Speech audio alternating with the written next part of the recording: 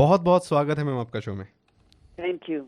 काले धन पर इसे सबसे बड़ी चोट कहें या फिर एक, जैसा कि आर्टिकल में मैंने आपके पढ़ा था कि एक बहुत बड़ा जोखिम भी हो सकता है इस पे। आपका आर्टिकल पढ़ा था मैम, किस किस संदर्भ में उसको लिया जाए? कौन सा वाला, जनसत्ता वाला, अमर उजाला वाला या इंडियन एक्सप्रेस वाला? इंडियन एक्सप्रेस वाला। अच्छा अच्छा अच्छा। जी जी। हाँ, नहीं, मैं अभी भी मेरा अपना मानना है कि ये जो काले धन पे इतना ध्यान दे रहे हैं मोदी, अगर अन्य सुधारों पे ध्यान देते, हाँ, जैसे प्रशासन में सबसे ज्यादा सुधारों की जरूरत है जी। अब ये काले धन के पीछे पड़कर इन्होंने उन्हीं अधिकारियों की ताकत बढ़ाई है जिन्होंने ये सारा भ्रष्टाचार शुरू किया है। जी, कैसे? आपको मालूम है ना कि टैक्स डिपार्टमेंट के जितने अधिकारी हैं वो तो उनकी तो ज्यादातर उनको तनख्वाह की जरूरत नहीं है, इतना कमा लेते हैं लोगों से। अच्छा, मैंने, क्योंकि मैं बॉम्बे में रहती हूँ, ऐसे टैक्स अधिकारी देखे हैं जो रोलेक्स की सोने की घड़ियां पहनते हैं। और आपको पता है कि कई बार जब छापे पड़े हैं इनके घरों में जी, तो पता लगता है कि इनकी 4-4 फ्लैट हैं बॉम्बे में और 10-10 लॉकर और करोड़ों में इनका पैसा होता है। जी बिल्कुल। तो अब जब आप काले धन पे ही इतना ध्यान दोगे बिना कोई दूसरे सुधार किए जी, तो मुझे नहीं लगता है कि इसका कोई खास फायदा होगा। ये एक बहुत बड़ा सवालिया निशान खड़ा किया आपने मोदी के इस डिसीजन पे। हाँ। कैसे लग रहा है आपको कि ये एक निर्णायक सिद्ध नहीं होगा? क्योंकि बहुत सारे लोग तो कह रहे हैं कि ये बहुत अच्छा फैसला है, काला धन तो रुकेगा ही, हथियार बंद हो जाएंगे। इसमें तो कोई शक नहीं है कि आम लोग जो हैं उनको ये कदम बहुत अच्छा लग रहा है। और पता क्यों? क्योंकि आप तो जानते हो मेरे से ज्यादा अच्छा कि जब कोई, खास करके कोई गांव का बंदा जब जाता है, मिसाल के तौर पे एफआईआर दर्ज करने जी, हाँ, पहले उसको पुलिस वाले को देना पड़ता है। फिर अगर वो दर्ज हो जाता है एफआईआर तो फिर हर कदम पे आपको और वो रिश्वत देनी पड़ती है जी। हाँ, सरकारी दफ्तर में जाओ, जो आपके हक हैं उनको ही हासिल करने के लिए आपको रिश्वत देनी पड़ती है। ये सारी बातें लोगों ने, जो आम आदमी है जो समझता नहीं है कि सुधार किस तरह के होने चाहिए, उन्होंने इन सब बातों को काले धन से जोड़ा है जी। क्योंकि एक तो ये देखते हैं कि ये अपने इनके जो जन प्रतिनिधि होते हैं कि चुनाव जीतते ही ये कितने धनवान बन जाते हैं। ये तो है।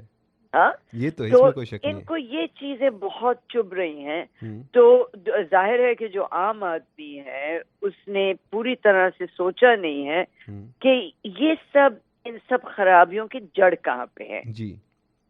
और मेरा मानना है कि जो जड़ें हैं वो प्रशासनिक तरीके में है, जो हमने अंग्रेजों से सीखा वो अभी तक करते आ रहे हैं जी। वो तो 12,000 अंग्रेज होते थे उस वक्त इंडिया में, और इन्होंने एक पूरा, यानी कि इनका जो एम्पायर था जो चाइना तक जाता था जी, और उसमें कई मुल्क भी आ जाते थे, दुबई वगैरह सारा कुछ यहाँ दिल्ली से चला रहे थे या कलकत्ते से। तो इन 12,000 अंग्रेजों को चाहिए था इस तरह का वो प्रशासनिक व्यवस्था जो सिर्फ उनके लिए काम करे, लोगों के लिए नहीं जी, आम आदमी के लिए नहीं। और अभी तक ये हम करते आ रहे हैं। अब ये देखिए जिस तरह से इन्होंने ये जो नोटबंदी की है जी, जो अधिकारी थे जिनकी जिम्मेवारी थी इसको लागू करने के लिए, क्या उन्होंने सोचा नहीं कि किस तरह का नुकसान जो सबसे गरीब लोग हैं उनको कितनी तकलीफ होगी? अगर ये सोचते लोगों के बारे में तो इतनी तकलीफ ना होती लोगों को जी, ऐसा मेरा मानना है। अगर ग्राउंड रियलिटी की बात करें तो अभी तक तो कोई खास दिक्कत हुई नहीं है। आगे टाइम में क्या होगा ये कुछ कह नहीं सकते हैं। लंबे टाइम अगर ऐसी दिक्कतें बनी रही तो बड़ी दिक्कत होगी। अन्यथा तो मैं गांव में भी गया हूँ, शहरों में भी गया, छोटे शहरों में भी गया, लोगों ने सराहा है अभी तक तो फैसला। और जो छोटा आप बोल रहे हैं गरीब, उसकी जहां तक बात की जाए तो उसका जीवन अभी भी उधार पे ही चल रहा था पहले की तरह ही। किसानों का जी, किसानों का अगर बात करें लाइफ की, तो वो भी 6-6 महीने की आड़तियों के उधार पे चलती है। हाँ बिल्कुल। तो वहां पर अभी इफेक्ट नहीं है इतना ज्यादा, अगर ये लंबे टाइम रहा तो इफेक्ट जरूर दिखेगा, ये सब लोग कह रहे हैं। तो एक तो यही चीज थी कि गरीब पर अभी तक तो कोई खास फर्क नहीं, अमीरों पर तो बहुत फर्क पड़ा है। ये तो मानते हैं आपकी बात को। लेकिन अगर इसको देखा जाए तो जैसे कि आपने कहा कि पॉलिटिकल सुसाइड भी हो सकता है, वाकई में हो सकता है। अर्थव्यवस्था को कैसे आप कह सकते हैं कि अर्थव्यवस्था पे नुकसान हो सकता है, मनमोहन सिंह ने जो कहा है उस बात पर? भाई इसमें तो कोई शक नहीं है कि जितने भी मैंने इकोनॉमिस्ट के बयान पढ़े हैं, अर्थशास्त्रियों के बयान जी, सब कहते हैं कि जो जीडीपी की जो वृद्धि थी उसमें गिरावट आएगी जी। और अब जीडीपी यानी कि जो अर्थव्यवस्था की दौड़ पे इन्होंने ये एक किस्म का वो लगाम लगाया है ऐसा करके, क्योंकि सारा कुछ रुक जाता है ना। लेकिन मूडीज जो है उनका कहना ये है, जो संस्था है उसका कहना है कि एक छोटे से समय के लिए दिक्कत होगी लेकिन लॉन्ग टर्म के लिए बहुत बड़ा एक ये इसमें बेनिफिट होगा, उनका ये कहना है। अच्छी बात होगी अगर ऐसा होता है जी।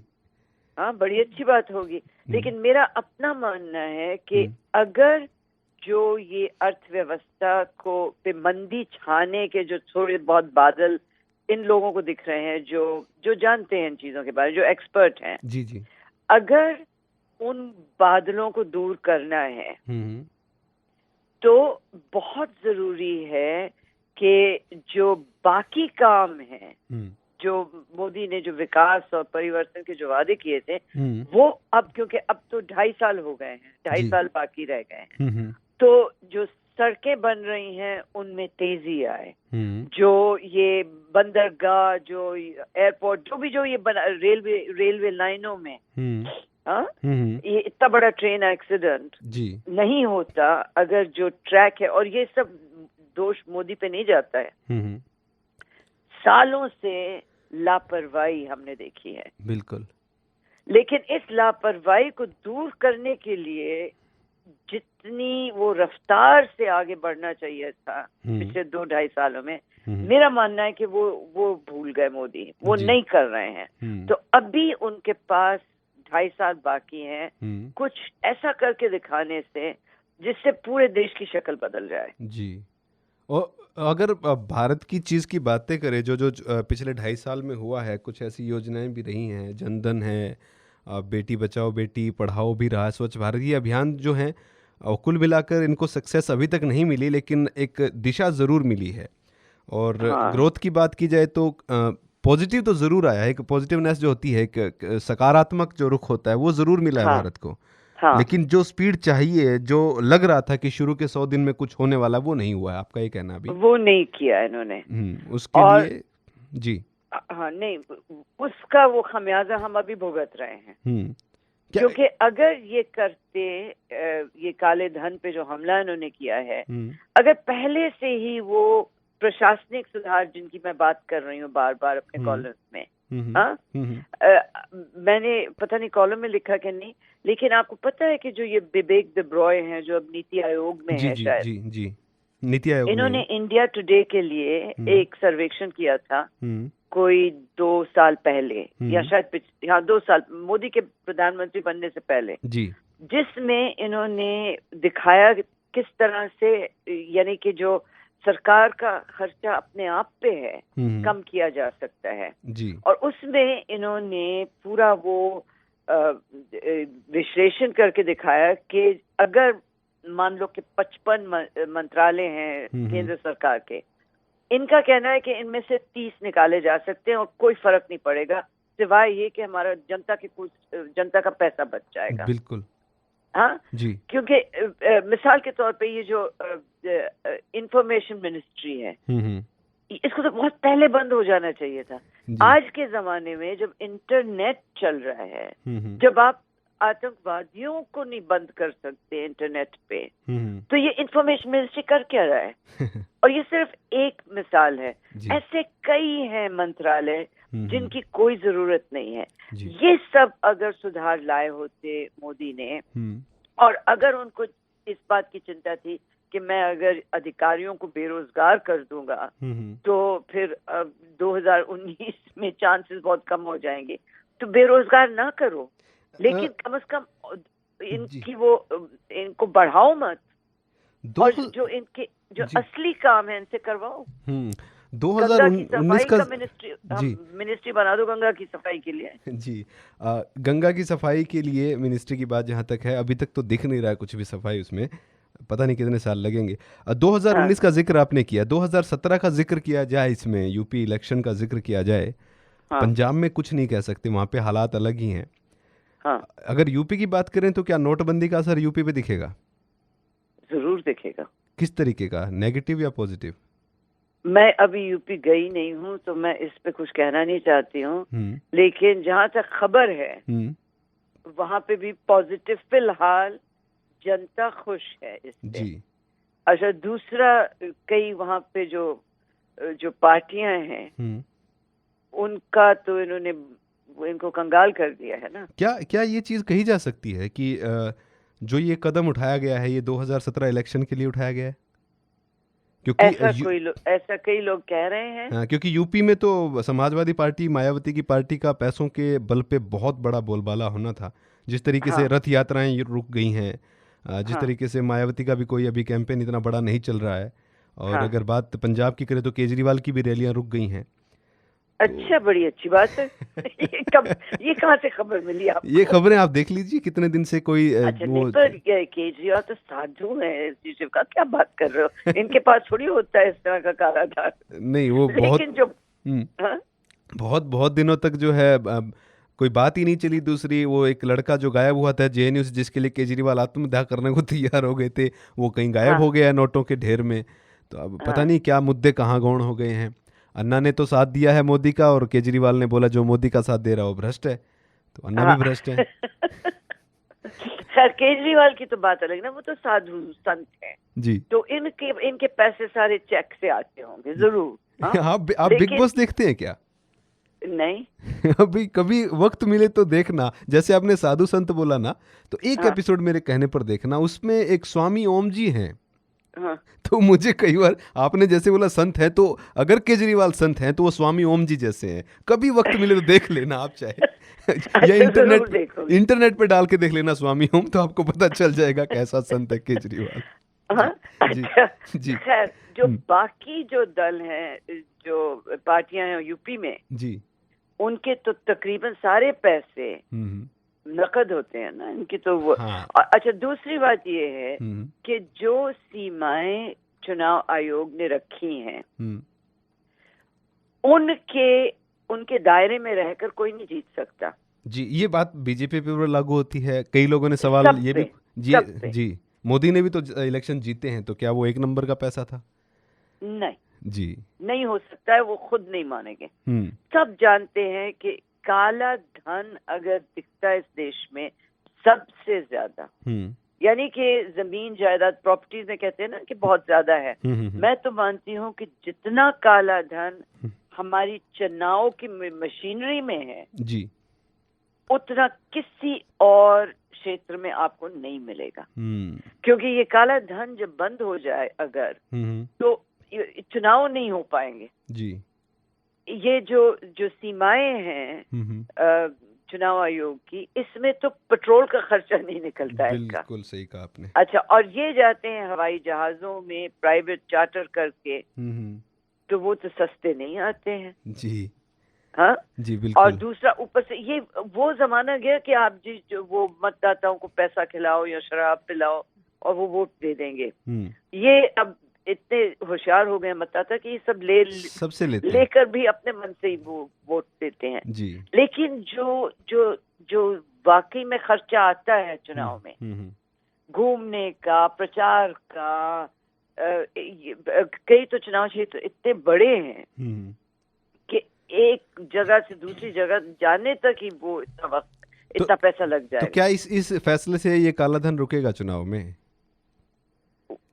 फिलहाल तो अभी उत्तर प्रदेश में देखेंगे कि रुकता है कि नहीं जी। और अगर रुकता है तो कामयाब है ये फैसला, कम से कम चुनावों के लिए, तो राजनीति के लिए। पर इसका असर बीजेपी पे भी पड़ेगा ना। तो बीजेपी क्योंकि ने इस हमाम में सब नंगे हैं। कहीं बीजेपी ने तैयारी कर ली हो पहले ही, तो आपको लगता है ऐसा हो सकता है? ऐसा मैं नहीं मानती हूँ।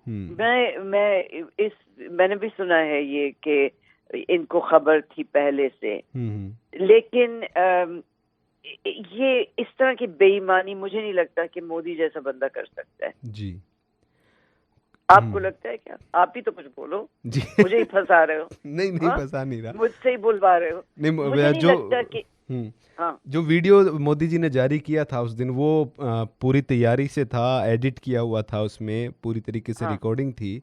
और वो बोल भी रहे थे कि मुझे अभी तक नहीं पता मैं क्या पढ़ने वाला हूँ। तो कहीं ना कहीं तो तैयारी तो होगी, मतलब मोदी की तो तैयारी है। फाइनेंस मिनिस्टर को नहीं पता तो बीजेपी को भी नहीं पता, ये भी कह सकते हैं। और नहीं, फाइनेंस मिनिस्ट्री और आरबीआई के गवर्नर को जरूर पता होगा पहले से, लेकिन मैं नहीं मानती कि बीजेपी के कार्यकर्ताओं को पता था। जी, जिस तरीके से कहा गया है कि मिनिस्टर जितने भी थे उनको मीटिंग के लिए बुलाया गया था, और जितनी देर मोदी का भाषण चला उतनी देर वो बंद कमरे में रहे, उनको नहीं पता क्या चल रहा है। ये बात बिल्कुल सही है। हाँ, तो एक ये साहसिक कदम भी था और बड़ा कदम भी, और पता भी नहीं चला बीजेपी वालों को ही। बिल्कुल, इनको निकलने नहीं दिया जब तक इनकी प्रधानमंत्री की स्पीच नहीं खत्म हुई। तो इस तरह ये सब बातें अगर ध्यान में रख के हम सोचें तो कैसे बीजेपी को खबर कैसे दी होगी? जी, एक सवाल पूछता हूँ आपसे मैं। क्या नरेंद्र मोदी के मुख्यमंत्री के कार्यकाल में या कार्यकर्ता के कार्यकाल में, प्रधानमंत्री कार्यकाल तो हम देख ही रहे हैं, पुरानी चीज पूछ रहा हूँ, कभी आपने कोई बड़ा फैसला ऐसा देखा है जो बहुत बड़ा उल्टा पड़ा उन पर? 2002 की हिंसा के अलावा कि उसको गिनकर? नहीं, सभी कोई ऐसा राजनीतिक जो स्टेट के फायदे में हो। ये हिंसा तो देखिए किसी के फायदे में नहीं होती है, लेकिन अगर हम राजनीतिक कोई ऐसा तो कदम, बहुत बदनाम हुए ना। हाँ, हाँ, नहीं इसके अलावा कोई राजनीतिक आर्थिक फैसला मैंने नहीं देखा है उनके। चाहे वो भूकंप के बाद वहां पर इंडस्ट्री को लाना रहा हो, फ्री में जमीनें देनी रही हो, टैक्स का सिस्टम रहा हो, सब कुछ ऑनलाइन करना रहा हो, कोई ऐसा फैसला जो नेगेटिव या उल्टा पड़ा उनको। तो क्या हम जो ये इतना बड़ा फैसला है नोटबंदी का, ये उस पुराने उनके अनुभव को देखते हुए नहीं हम ये मान सकते कि ये भी ठीक होगा? हाँ, मान सकते हैं। दूसरी बात ये है कि मेरी राय में मोदी की जो राजनीतिक सूझबूझ है वो बाकी राजनेताओं से कहीं ज्यादा है। जी, तो इस तरह का फैसला क्यों लेंगे अगर इसका नुकसान उनको खुद हो? जी, तो इसकी एक पूरी तैयारी भी की गई होगी देश के लिए भी। हाँ, की होगी, लेकिन शायद उतनी नहीं की जितनी करनी चाहिए थी। जी, और शायद कर भी नहीं सकते थे इससे ज्यादा तैयारी। कुछ जगहों पर इसका फैसला जो है, अगर देशों की बात करें तो कई जगह पे उल्टा भी पड़ा है। कई देश ऐसे हैं जो करेंसी बदलने के बाद संभल ही नहीं पाए कभी। अच्छा, नहीं, मुझे इस फैसले पे तकलीफ सबसे ज्यादा इस करके हो रही है क्योंकि जिन मुल्कों में इस तरह की वो डीमोनेटाइजेशन या नोटबंदी वगैरह हुई है वो बड़े गरीब मुल्क थे जी, या ऐसे मुल्क जहां अर्थव्यवस्था वैसे भी गिर रही थी जी, खराब हो रही थी। तो यहाँ पे जब सब कुछ ठीक चल रहा था, पहली बरसात आई है 3 सालों के बाद, 2 साल 2.5 साल 2 साल के बाद जी, जो अच्छी बारिश हुई है जी, फसल इस बार बहुत अच्छी है, खुशहाली शुरू हो गई थी देहातों में। जी, और ये जो इन्वेस्टमेंट है, निवेशक भी आने लग गए थे, सब कुछ ठीक चल रहा था। ये तो एक ऐसे हाल में क्यों किया मैं नहीं समझ पाई। ये एक सवाल हमारे मन में भी था।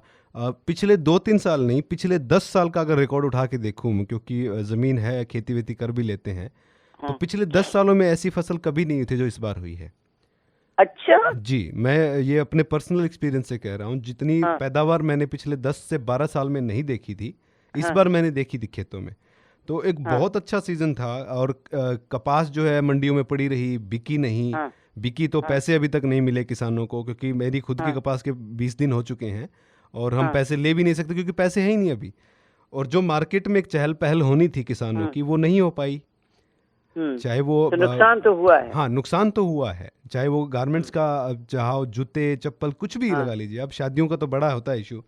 जो छोटी एक दुकानदारी होती है, क्योंकि इस टाइम पे खरीदारी करनी है कपड़ों की, जूतों की, जिनमें बीजेपी के सबसे ज्यादा वोटर होते हैं अक्सर। जी, मिडिल क्लास है या फिर लोअर मिडिल क्लास है, किसान जो है, जो बदलाव चाहता था, उसको तो है दिक्कत तो हुई है इस चीज में। तो खासकर बाजार बंद पड़े हैं अभी, और धीरे धीरे धीरे उठ रहा है बाजार अब। तो ये तो यही तो समझ में नहीं आ रहा है कि जब सब ठीक चल रहा था तो अब ये इतना बड़ा कदम उठाने की क्या जरूरत थी, इतना बड़ा रिस्क लेने की क्या जरूरत? लेकिन एक चीज ये भी है अगर इस बात पे कि कुछ लोगों से मैंने पूछा है ये चीज का, जो व्यापारी हैं, अनाज मंडी में एक व्यापारी थे, तो मैंने पूछा कि आपको बहुत नुकसान हो गया होगा। वो बीज का काम करते हुए बोले हाँ, मेरा बीज बहुत बाकी है, उधार पे ले रहे हैं या पुराने नोटों के बदले, तो मैं वो दे नहीं रहा हूँ, तो नुकसान है। फिर मैंने यही पूछा कि आपको नहीं लगता कि ये वक्त गलत था, इस वक्त पे नहीं होना चाहिए था? फिर उन्होंने मुझे ये जवाब दिया, वो हरियाणा के थे, कि आज हरियाणा में फसल आई है, अगर 2 महीने बाद करेंगे तो क्या पता साउथ के किसी राज्यों में फसल आए या फिर नॉर्थ में और कहीं आए, तो कहीं ना कहीं तो ऐसा है। खाने का कोई भी मौसम अच्छा नहीं हाँ, तो ये रिस्क तो कभी भी लेते, ये तो होना ही था। ठीक है, तो इसमें कोई नहीं है। तो बोले कि टाइम तो कभी भी ले लेते, चाहे होली ले लो, दिवाली ले लो, नया साल ले लो, पुराना साल ले लो, कभी भी ले लो, दिन तो एक जैसे रहने, ये 3 महीने की मुश्किल तो रहनी थी, तो ये तो है, रिस्क तो कभी भी ले लेते चाहे। अब सबसे ज्यादा जो ये सुधार हैं, अब समय आ गया है कि मोदी करके दिखाएं वो सुधार जो अभी तक नहीं हुए हैं जी, हर क्षेत्र में, ताकि 2019 तक वाकई लोगों को लगे कि परिवर्तन की लहर चली है जी। क्या आपको लगता है कि 2019 तक कोई ऐसा सामने आएगा जो उनके खिलाफ इलेक्शन लड़े? क्योंकि केजरीवाल की जहां तक हालत थी, राहुल गांधी नहीं है क्या है वो 4,000 रुपए खर्च नहीं हुए जिस इंसान पे पिछले 15 दिन से, वो क्या इलेक्शन लड़ेंगे? नेता होके 4,000 खर्च नहीं हुए। एक बार वो एटीएम गए थे ना पैसे बदलवाने, तो वो 4,000 अभी तक खर्च नहीं हुए। मेरे पे हो गए 4,000, मैंने लिए थे, खत्म हो चुके। नहीं, पर उनके चहेते बहुत हैं। वो तो हमने देखा शादी के उनके। देखा नहीं आपने वो सोनिया गांधी का इंटरव्यू नहीं देखा अभी हाल में? जी, सोनिया गांधी लड़ सकती है इनके खिलाफ। ये तो है। वो तो देवी हैं, त्याग की देवी। जी, त्याग की देवी हैं और वो लड़ सकती हैं। तो एक तरफ है त्याग की देवी, एक तरफ है साधु बाबा जी। और फिर वो झांसी की रानी बंगाल से, कई है। उन्होंने शपथ ली है कि जब तक मोदी को राजनीति से ना हटा दूं, चैन से नहीं बैठूंगी, मैं मरना पसंद करूंगी। आज ही उन्होंने शपथ ली है ये। अच्छा, कलकत्ते में? हाँ, ममता दीदी ने ली है ये शर्त। तो आप पढ़िएगा जरूर। इसका कारण शायद आपको भी मालूम होगा, लेकिन हम इस शो पे उसका जिक्र नहीं कर सकते। हाँ, जिक्र नहीं कर सकते, इशारे कर सकते। मालदा में पिछले 15 दिन से कोई घटना नहीं हुई है, घर में बम फूटा हो, 2 मरे। बड़ा हिंट आपने दे दिया। पूरी बात कह दो, मैं तो नहीं कहने वाली। अच्छे दिन तो आ गए हैं। देखिए, पुराना प्रधानमंत्री बोल रहा है, नेताजी का कुड़ुम्बा एक हो गया है इस चीज पे, ममता जी और केजरीवाल साहब एक साथ आ गए हैं, ठीक है ना? तो और बाबा भी लाइन में लगे एटीएम की। परिवर्तन आ गया, परिवर्तन भी आ गया है, ये परिवर्तन आ गया। अब विकास की बात अब देखनी पड़ेगी कि आता है विकास के नहीं। जी, विकास का इंतजार है 2.5 साल से। विकास होगा कि नहीं होगा, बड़ा एक संशय है। नोटबंदी भी हो गई है, लाइनें भी लग गई हैं, देश लाइन में खड़ा है, ठीक है? तो ये तो देखना होगा। वो जिस दिन ये हुआ था उस दिन अमेरिका, जो ट्रम्प जो है, उन्होंने सोचा था सबसे बड़ा तो मैं ही हूँ, आज सब जिक्र मेरा ही करेंगे, लेकिन उसी टाइम मोदी जी ने बोला प्लीज मैं हूँ, रुको। और जब मैं शो कर रहा था तो वो लाइनें बहुत लोगों ने बोली, मैंने भी यूज की, कि अमेरिका वोट गिन रहा है, भारत नोट गिन रहा है। तो उस दिन तो बड़ा वो जबरदस्त था, और अभी भी चल रहा है, ऐसा नहीं है कि मौका है। लेकिन जो बुद्धिजीवी पत्रकार हैं वो किसी न किसी तरीके से अभी भी ये प्रूव करने पर लगे हुए कि जनता जो है वो बहुत ज्यादा परेशान है, लाइन में पूरा देश लगा हुआ है। नहीं, पर ये वही लोग हैं ना जो कह रहे थे कि ईसाइयों को खतरा है इंडिया में, फिर मुसलमान खतरे में आ गए। तो ये उन लोगों की बातें मैं नहीं मानती हूँ। जी, मेरे कुछ लोग दोस्त हैं मुस्लिम अच्छे, उनके सबके बैंक अकाउंट में खाते हैं। सिब्बल साहब कहते हैं कि मुसलमान का बैंक अकाउंट में खाता नहीं है, वो सूद नहीं खाता है, तो उनको दिक्कत होगी। अब समझ में नहीं आया किस तरीके से मुस्लिम भाइयों को दिक्कत होगी, क्योंकि बहुत सारे हिंदू जिनके खाते नहीं है। कुल मिलाकर मोदी जी के इस फैसले को आप जो आपने बोला आपकी भाषा में, ये मैं नहीं बोल रहा हूँ क्योंकि बहुत सारी आलोचनाएं झेलनी पड़ सकती हैं इसके बाद आपको कि ये सुसाइड अटेम्प्ट भी हो सकता है राजनीतिक। तो देखते हैं इस पे क्या होता है। और हालांकि ये मैं भी मानता हूँ कि 1-2 महीना जो है वो बहुत क्रिटिकल है। अगर 1-2 महीने में चीज़ें ठीक नहीं हुई तो वाकई में ये एक बहुत बड़ा रिस्क हो सकता है। चलिए जी, बहुत बहुत धन्यवाद। धन्यवाद। Okay bye. तो ये थे हमारे साथ तवलीन सिंह जी, जिन्होंने बताया कि भारत नोटबंदी का ये फैसला क्यों और किस लिए एक बड़ा राजनीतिक सुसाइड भी हो सकता है नरेंद्र मोदी सरकार के लिए। वन इंडिया यूट्यूब हिंदी में फिलहाल इतना ही।